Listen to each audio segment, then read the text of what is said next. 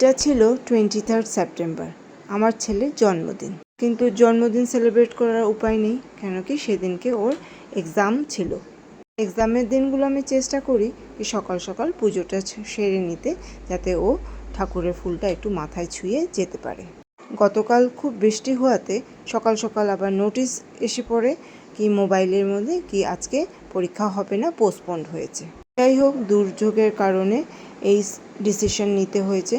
তো পরীক্ষা হয়ে গেল পোস্টপন্ড। তো আমি চলে আসলাম রান্নাঘরে, হাজব্যান্ড অফিস যাবে, ঝটপট আমি তার টিফিনটাকে রেডি করছি। তো টিফিনে আমি বানিয়েছিলাম ডিম দিয়ে একটু আলু দিয়ে ভুজি, আর এদিকে বানিয়ে নিয়েছিলাম গরম গরম ডালিয়া। টিফিনটা রেডি করে বরেরটা সেরে নিলাম। তারপরে আবার চলে আসলাম রান্নাঘরে জল খাবারটা করব বলে। জল খাওয়ারে যেহেতু আজকে জন্মদিন ছিল, এক্সামও পোস্টপন্ড হয়ে গেছে, ঝটপট একটু আলুর তরকারি কারি পাতা দিয়ে করে লুচি কয়েকটা ভেজে নিলাম, যেটা ছেলে খুব আনন্দ সহিত এনজয় করে খেলো। যেহেতু আমিও এখন জিমে যাই, মোটামুটি ডায়েটে আছি, তো ছেলেও সেরকমই এখন হেলদি খাবারগুলো খায়। তো আজকে যেহেতু জন্মদিন, একটু আনহেলদি তো চলতেই পারে। আবার সেদিনটা ছিল আবার মঙ্গলবার, আমাদের নিরামিষ। জন্মদিন বলে কথা, শুধু হালকা হালকা পনির বানালেই হবে, তো আমি এটার কোফতা বানিয়ে নিলাম। আজ গাছে প্রচুর ফুল ফুটেছিল, আমি একটু ডালাটাও সাজিয়ে নিলাম। শাশুড়িমা বলেন জন্মদিনে ছেলের নামে ঘিয়ের প্রদীপ জ্বালাতে, তাই ছেলের মঙ্গল কামনা করে ঘিয়ের প্রদীপটাও জ্বালিয়ে দিলাম ঠাকুরের কাছে।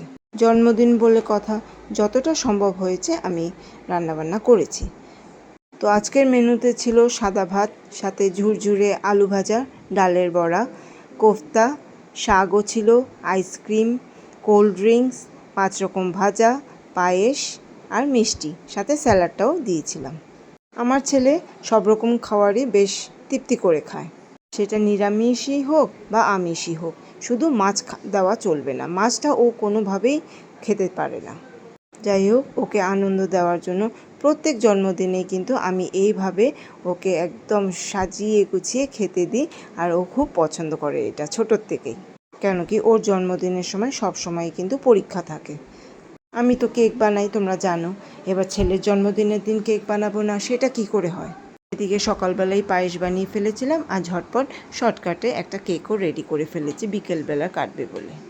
জন্মদিনেও আবদার করেছিল ওর জার্সি লাগবে, তো তোমরা আমার হয়তো ভিডিও দেখেছো কি আমি জার্সি কিনেছিলাম, সেটার ভিডিও আমি আপলোড দিয়েছিলাম। তো সেই জার্সিটা পরেই ও একটু কেক কাটিং করে নিল। কাউকে সেমন নিমন্ত্রণ করিনি, আমরাই রয়েছিলাম। কেকটা কাটলো, এইভাবে ছোট্ট করে আমরা আনন্দ করলাম, ওর বার্থডে সেলিব্রেট করলাম। এতে আমার ছেলেও খুশি, আমিও খুশি। খুব ভালো হতো যদি এক্সামটা এই দিনটে না থাকতো। এক্সাম হবে বলে সেভাবে প্রিপেয়ার্ডই ছিলাম না, যতটা পেরেছি ওকে আনন্দ দেওয়ার চেষ্টা করেছি, এতে আমার ছেলে কিন্তু খুব খুশি হয়েছে। ওর কিন্তু সবসময় মন খারাপ থাকে কি এই দিনগুলোতেই এক্সাম তো থাকেই সববার, আর ও সেভাবে আনন্দও করতে পারে না। সেই জন্য আমরা প্ল্যান করেছি নেক্সট ইয়ার ও 15th হয়ে যাবে, তখন আমরা ওর প্রি বার্থডে সেলিব্রেশন করব। তো আজকের ব্লগটা এই পর্যন্তই। আমার ব্লগটা কেমন লাগলো প্লিজ কমেন্টস করে জানিও। এরকম ছোট ছোট গল্প তোমাদের সাথে আরও হবে। সবাই ভালো থেকো, সুস্থ থেকো, আবার নেক্সট ভিডিওতে দেখা হবে। বাই।